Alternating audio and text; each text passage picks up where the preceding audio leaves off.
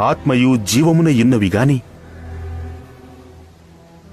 మీలో విశ్వసించని వారు కొందరున్నారని వారితో చెప్పి, విశ్వసించని వారెవరో తన్ను అప్పగించుబోవువాడెవడో మొదటి నుండి యేసునకు తెలియను.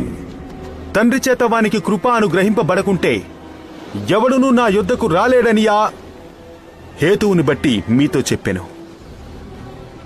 అప్పటి నుండి ఆయన శిష్యులలో అనేకులు వెనుక తీసి మరి ఎన్నడూనూ ఆయనను వెంబడింపలేదు.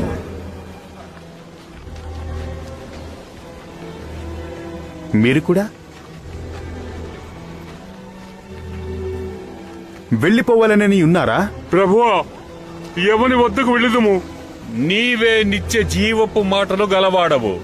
నీవే దేవుని పరిశుద్ధుడు అని మేము విశ్వసించి ఎరిగి ఉన్నాము. మీరు దేవుని స్థానం నుంచి వచ్చి ఉన్నారు.